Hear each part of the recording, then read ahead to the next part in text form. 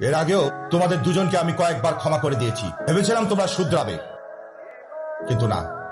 তোমাদের বারবার ওয়ার্নিং দেওয়ার পরও তোমরা ক্লাস ফাঁকি দিয়ে প্রেম ভালোবাসা করে বেড়াচ্ছ। স্যার প্লিজ আমাদেরকে এবারের মতো ক্ষমা করে দিন, আমরা আর কখনো এভাবে ক্লাস মিস দিব না। তোমাদের দুজনকে যদি আমি এই কলেজে রাখি তাহলে বাকি ছেলেমেয়েরা সবাই নষ্ট হয়ে যাবে। স্যার সেইবারের মতো একটি সুযোগ দিন, আমি কথা দিচ্ছি আমি নাজির আশেপাশে আর কখনোই যাব না। আপনার যা শাস্তি দেবার সব আমাকে দিন। ঠিক আছে, তাহলে নাজিয়ানা, তোমার ছাত্রত্ব আমি চিরজীবনের জন্য এই কলেজ থেকে বাতিল করলাম। তুমি বেরিয়ে যাও, বেরিয়ে যাও এখান থেকে।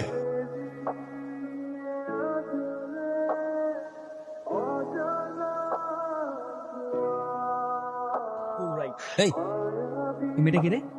কোন মেয়েটা? আরে ওই যে মাঝখানেরটা। ও আচ্ছা, ওই মেয়েটা, ওর নাম হচ্ছে নাজিয়া, কলেজে নতুন অ্যাডমিশন নিছে।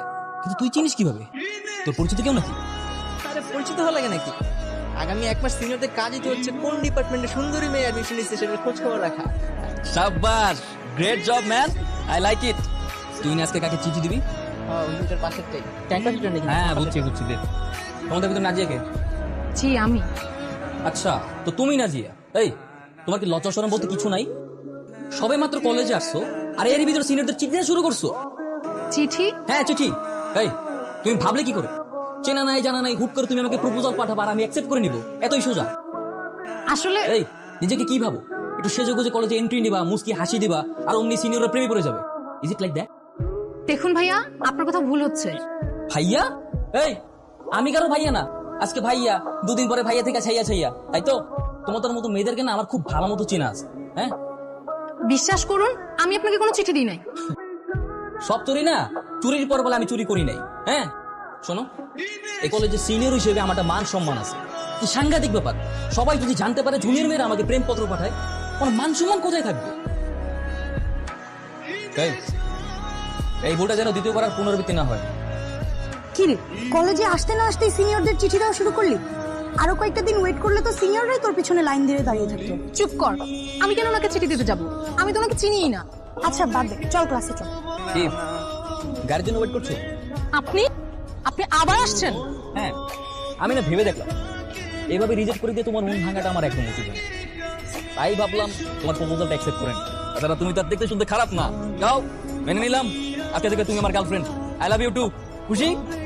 আপনি কি এখান থেকে যাবেন না আমি এখন চিৎকার করে লোকজন জড়ো করে বলবো আপনি আমাকে টিজিং করতেছেন? আচ্ছা তাহলে তো যাওয়া লাগে। নাদিয়া, জি বাবা। তোমার কলেজ থেকে ফিরতে দেরি হলো কেন? ড্রাইভার আসতে লেট করেছিল তাই। রহিম, কি ব্যাপার? তোমাকে আমি বলেছি কলেজ ছুটির 10 মিনিট আগে তুমি গিয়ে দাঁড়িয়ে থাকবে। রাস্তায় জ্যাম আছে। চুপ করো। নেক্সট টাইম তুমি ঠিক 10টার সময় ওকে কলেজে ড্রপ করবে আর 4টার সময় কলেজ থেকে পিক করবে। 1 মিনিট যদি লেট হয় ঘাট ধাক্কা দিয়ে তোমাকে চাকরি থেকে বের করে দেবো। যাও। আবার কি চাই? ছিচি, চাইতে আসবো কেন? আমি তোমার বয়ফ্রেন্ড, আমি তো তোমাকে দিতে এসেছি। কি দিতে এসেছেন? এই যে গিফট, এটা আমি, এটা তুমি। আমাদের রিলেশনের দ্বিতীয় দিন না, তাই তোমার জন্য গিফট নিয়ে এসেছি। শুনেছি নতুন নতুন রিলেশনশিপে গেলে গার্লফ্রেন্ডকে গিফট দিলে গার্লফ্রেন্ড খুশি হয়, তাই আর কি। আমি কি আমার মুখ দিয়ে আপনাকে একবারও ভালোবাসা শব্দটা বলেছি? আহা, বলতে হবে কেন? মেয়েদের বুক ফোটে কিন্তু মুখ ফোটে না। ভালোবাসার কথা সরাসরি আমাকে বলতে না পেরেই তো চিঠি লিখে পাঠিয়েছিলে। আর বাকিটা তো আমি তোমার চোখের চাহনি দেখেই বুঝে ফেলেছিলাম। বেশি বোঝা স্বাস্থ্যের পক্ষে ক্ষতিকর। এই চল। কিন্তু আমার গিফটটা? আপনার গিফট আপনার কাছেই রাখেন।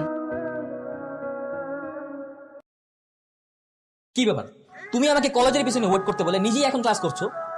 তুমি আমাকে বললা যে স্যারকে ওয়াশরুমের বাহানা দিয়ে আমার সাথে দেখা করতে আসবা, কই? শোনো, এইভাবে চলতে থাকলে আমি কিন্তু তোমার সাথে রিলেশন কন্টিনিউ করতে পারবো না। I am really so sorry. স্যারকে ওয়াশরুমের বাহানা দেখিয়ে ক্লাসের বাইরে দেখা করার প্ল্যান করছো না? ক্লাসের বাইরে কান ধরে দাঁড়িয়ে থাকো, ক্লাস ছুটি না হওয়া পর্যন্ত ওইখানে দাঁড়িয়ে থাকবে। যাও।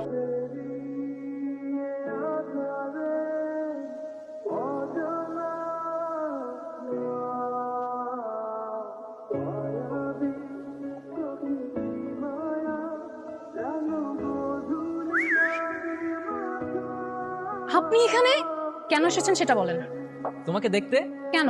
কলেজে দেখে আমাকে স্বাদ মিটেনি, এখন বাসা পর্যন্ত চলে এসেছেন। আমার বাবা কিন্তু বাসায়, বাবা দেখলে কিন্তু ঝামেলা হয়ে যাবে। আপনাকে মেরে মাটি চাপা দিয়ে দিব। আরে কি বলো, তোমার বাবা বাসায় আছে, আগে বলবো না? আরে গেটটা খোলো, দাঁড়াও, তোমার বাবাকে সালাম দিয়ে আসি। এই দাঁড়ান দাঁড়ান, আপনি কি পাগল? নাকি পাগল আর ভান ধরে থাকেন বলেন তো? আপনি কেন এমন পাগলামি করছেন বলেন তো? আপনি প্লিজ এখান থেকে চলে যান। যাবো, কিন্তু একটা শর্তে। কি শর্ত? আমাকে আই লাভ ইউ বলবা, তারপর কখনো না। আমি কিন্তু পুরো এলাকাকে জানিয়ে দেবো তুমি আমাকে ভালোবাসো।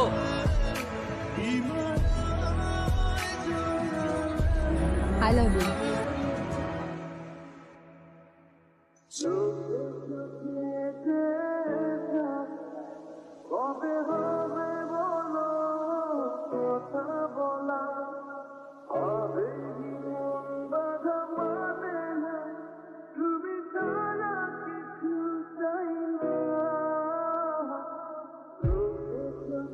তুমি মনে স্কুল থেকে কখনো ক্লাস ফাঁকি দাওনি, তাই না? সেই দুর্ভাগ্যটা আমার কখনো হয়নি। দুর্ভাগ্য বলছো কেন? ক্লাস ফাঁকি দিয়ে ঘোরাটা তো সৌভাগ্যের ব্যাপার, যে আনন্দটা সবাই উপভোগ করতে পারে না। পড়াশোনা শেষ করেই তো সবাই চাকরি, ব্যবসা বাণিজ্যে ব্যস্ত হয়ে পড়বে, তখন এই স্মৃতি আমাদের শৈশবের কথা মনে করিয়ে দিবে। বুঝতে পারছি। আচ্ছা, আজকে সামনাসামনি আরেকবার আই লাভ ইউ বলো না, এদিন শুনতে পাইনি। কেন?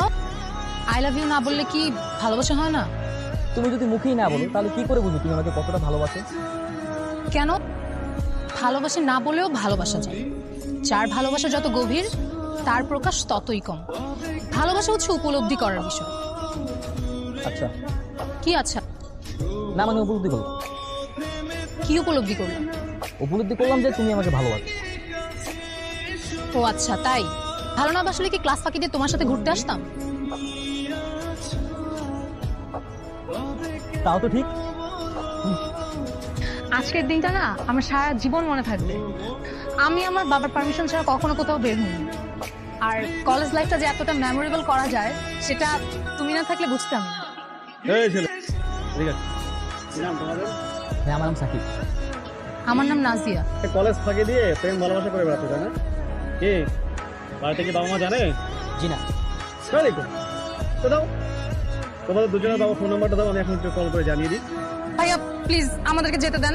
আপনি প্লিজ বাসায় কিছু জানাবেন না, বাসায় জানালে অনেক ঝামেলা হয়ে যাবে। চুপ করো, জলদি তোমাদের বাবাদের নাম্বারটা আমাকে দাও। আল্লাহ না ভাইয়া, আপনি জানেন ওর বাবাকে? ওর বাবা এই এলাকার কমিশনার। ওর বাবা যদি জানতে পারে ক্লাস ফাঁকি দিয়ে আমার সাথে ঘুরে বেড়াচ্ছে, আমাকে জানে মেরে ফেলবে। প্লিজ এমনটা করবেন না। এই তোরা একটু ওই পাশে যাও, একটু কাজ আছে। হ্যাঁ যাও যাও। ভাইয়া আপনি আসলে শুনতে পেন না তো? আরে না না ভাইয়া আমার না একদমই বিশ্বাস হচ্ছে না ভাইয়া, প্লিজ একটু ইনশিওর করেন। হ্যাঁ হ্যাঁ যাও যাও। এই তুমি মিথ্যা কেন বললে? আমার বাবা কমিশনার। যদি তাই না বলতাম ঠিকই বাসায় ফোন করে দিত, সেটা ভালো হতো। তুমি তো সত্যি অনেক ডেয়ারিং ছেলে। আই লাইক ইট। আচ্ছা ঠিক আছে, চলো। টিয়া, ছেলেটার নাম কি? কথা বলছো না কেন? সাকিব। সাকিব, তোমাকে আমি কলেজে পাঠিয়েছিলাম লেখাপড়া করবার জন্য, কিন্তু তুমি লেখাপড়া বাদ দিয়ে কলেজ ফাঁকি দিয়ে ওই লাফাঙ্গা ছেলেটার সাথে রাস্তায় রাস্তায় ঘুরে বেড়াও।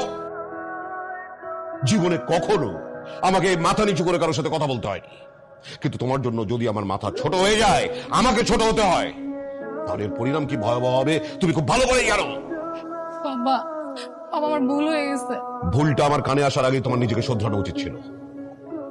এনিওয়ে, আজকে থেকে তোমার কলেজ, টিউশনি সব বন্ধ। বাবা, আজকে থেকে এই বাড়ির বাইরে যাওয়া তোমার নিষেধ। এক পাও বেরোবে না তুমি। না না, আপনাকে আমি যেটা বলেছি আপনি সেটাই করেন। আজকে রাতের মধ্যেই সবকিছু হতে হবে। ওকে, ছাড়ছি।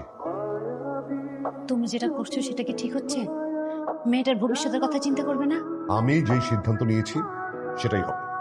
যে মেয়ে আমার মান সম্মানের কথা একবারের জন্য চিন্তা করেনি, সেই মেয়ের বিষয়ে আমি দ্বিতীয়বার ভেবে আমার সময় নষ্ট করি। যাও, তোমাকে আমি যেটা বলেছি সেটা করো। হ্যালো, কি ব্যাপার? তুমি কাঁদছো? বাবা আমার বিয়ে ঠিক করে ফেলছে। তুমি আমাকে নিয়ে এখান থেকে পালিয়ে যাও। পালিয়ে আমরা কোথায় যাব? জানি না।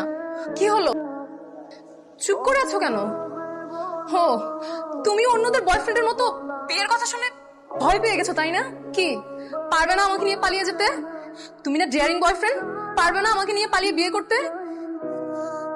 হ্যাঁ পারবো। ঠিক আছে, তাহলে তুমি এখনই আমার বাসার পিছনে গেটে অপেক্ষা করো, আমি আসছি। তুমি আসছো? আমি তো ভাবছি বিয়ের কথা শুনে তুমি পালিয়ে যাবো। আপনি কেন, অন্য কারো কি আসার কথা ছিল? না। আঙ্কেলের মাথায় যে কি ভূত চাপে বুঝি না।